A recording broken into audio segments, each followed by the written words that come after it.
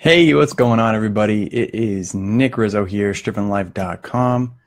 And I'm back, Striven Daily, day 17. All right, this is going. The goal is to do this every single day moving forward. I'm loving it. I'm getting a lot of feedback and comments from people that they're loving the videos too. If there's something you specifically want kind of touched upon in these videos, feel free to reach out. If you have a question or you're struggling with something or you want some input, all it takes is a single message or a comment or an email or whatever in order to connect with me, right? And if you do that, I'd be gladly either just connect with you through Messenger and talk about it there, or to, make a video specifically around your question or struggle or whatever it is that's going on. But so the past 3 days, I've been talking a lot about ADHD and entrepreneurship. I talked about my ADHD story, and I got some amazing responses from others about their own story and struggles. Yesterday, we talked about the stigma of ADHD and kind of the impact it has on people, and how we can shift our mindset to wipe away that stigma and the impact it has on us. And today, what I want to talk about is the gift of being an entrepreneur with ADHD. And if you're not an entrepreneur and you have ADHD, these same gifts still apply to you. So don't worry, you're not excluded. We all have the same biological differences with our ADHD. So, you know that feeling when you read like a single sentence or two, and it just really resonates with you to the point where you kind of get this overall positive feeling running through your body. I don't know, maybe it's just me, but it happens to me all the time when I read a lot of these books that I read and these powerful quotes. But there's this one by William Dodson. I'm going to actually just read this up the screen. He writes, I'm not sure if he's an owner or whatever, but I know he writes at attitudemag.com. So that's for ADD, ADD Attitude Mag. And his explanation of ADHD, where he said, "It is hard to call something a disorder when it imparts many positives. ADHD is not a damaged or defective nervous system. It is a nervous system that works well using its own set of rules." We aren't this now, like that's powerful, right? Like, it's not that we're broken or we don't work. It's that we work within our own confines, within our own rule set, within our own environment. And the thing is, we aren't defective. We are different, right? There's a difference. We don't have a short attention span. We have an immense amount of attention. It's just that it's on everything that's happening around us and in our mind. But the key thing here is about that attention, right? Our attention, when we are able to hone that attention in on a single thing, we are unmatched in our ability to be productive, to work through something, to finish something, to follow through and create amazing stuff. Hey, what's going on, Jennifer? It's like when we hone in this attention, this immense amount of attention that we have, and it's something that we're passionate about, it's something that we're excited about, we get into that hyper-focused state. And I'm sure if you're watching this and you have ADHD, you probably know what I'm talking about. It's those times where there's nothing else happening in the world except for you and this one thing that you're focused on. And you could be stuck in that tunnel vision state for hours. And it's when we're at our most productive. And although the consistency of how this happens, how often that will happen, that hyper-focused state, isn't always amazing, right? Like sometimes we go sit down to do work and it just, we can't, we struggle. But those times we hit that hyper-focus, it's amazing. Although there's a consistency issue with that, there are ways that we can help ourselves trigger this hyper-intensive flow state, which I've been working a bunch towards myself, which I'll touch upon in another video later this week. But also, despite what some people may believe, our adult ADHD is not the same thing as a child's ADHD. It's not like I feel compelled at all times to be up and running around like I'm in a classroom or something. We are hyperactive.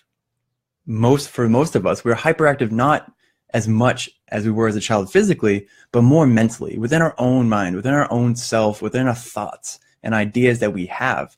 There's so much happening at all times in our heads, which I'm sure you know, and that is kind of how we're affected. But at the same time, we have a little bit of a difference, right? So we are empowered with a different neurological wiring, and that is what accounts for this difference.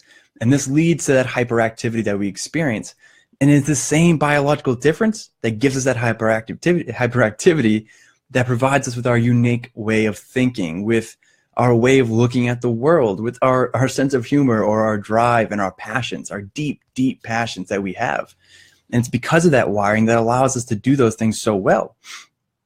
And even though sometimes, like, you know, we are very deeply creative people, as most people with ADHD are very creative because of these ideas.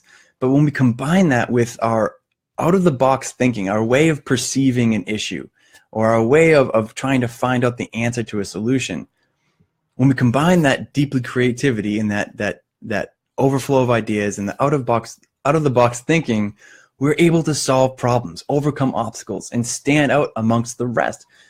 And that makes us idea people, the ones who are constantly overflowing with distinctly unique ideas that could be either catered towards helping us achieve our own goals, or solving something within the workplace, or, you know, how to help another person, whatever it may be. That unique wiring allows for that and empowers us with that. And it's even though, too, at the same time, we have these constant flowing of ideas, and even though that is the case, and sometimes it can be a hindrance, right? I know I saw people talking about the other day in the group, how they'll get an idea of what they want to do, they'll start doing it, but then they get another idea and they immediately follow that way. And although that overflow of ideas can be a hindrance, when we hone it in, when we learn how to hone our creative flow of ideas and learn how to utilize it productively, we can move forward at a much faster pace. We can achieve our goals at a much faster pace. And if you're an entrepreneur, you can build your brand that you're passionate about at a much faster pace. Then let's count the fact that individuals with ADHD are more likely to take risks, right? We are, statistically, we are big risk takers. You know, we will do things that others won't when it comes to going all in on achieving our dreams or achieving our goals or moving forward in life. We are people who, when we have something that we value, we go for it. We are more likely to do it. And I mean, just think about the concept of hell, like just starting a business. That is a massive risk. I left my job in June and committed myself to building my business full time. That was a massive risk, right? And it's starting to pay off, though. And that's the thing, is that because I have that passion, because I have that ADHD, because I have that different neurological wiring and these unique aspects, it helped me make that jump. It helped me double down on my efforts. It helped me double down on my goals.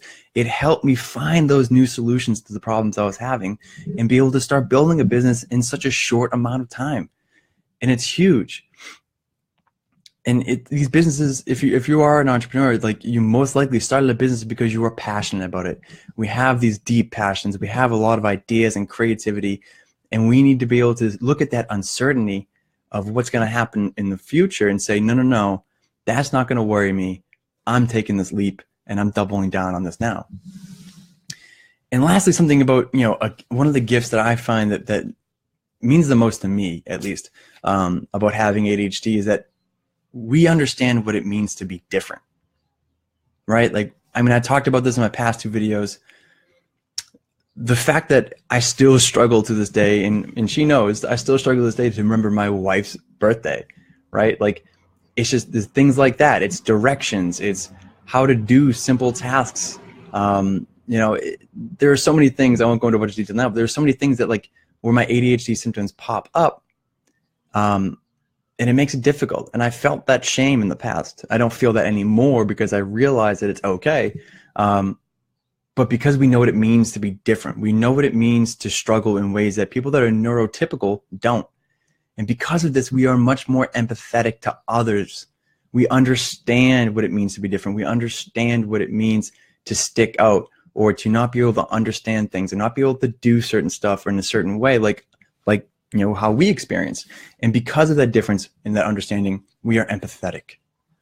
We are much more empathetic because we've experienced it. We've experienced that difference and that feeling that it puts on us. And it's because of that difference that gives us that empathy. And so we understand that not all people are the same. We all have different strengths, weaknesses, needs, and so forth. And because of our difference of ADHD, it leads to that empathy. And it's massively important as a person, as a human being in our society and communities, and how we align our passions and goals to help others through our businesses and our careers. So yeah, I ditched the shame that I had. I dared greatly to move forward with confidence that my flaw was actually a gift. Oh, and those flaws, there are ways to actually reduce their impact on us and building that brand that we are passionate about and leveraging ADHD as the strength it is. So that's it that I'm going to touch upon today, guys. Just talking about these unique gifts. I would love to know kind of what ways that you see ADHD as being something that has helped you, or a unique aspect that is brought to the table for you. And if you're interested, I have just released today the ADHD Entrepreneur Advantage, 9 ways to set yourself and your business up for success ebook. You can see that in the first link in the description. Just click on the link, subscribe, get that ebook emailed directly to you. This is just version 1. I'm going to be continually updating this. And every time I do update it, if you have downloaded it, you will be getting that updated version and a summary of what's new in there every single time. Also, if you're interested, there is the free 5-day strategic goal mapping for massive clarity, focus, and momentum in your business challenge, kicking off next week, October 24th.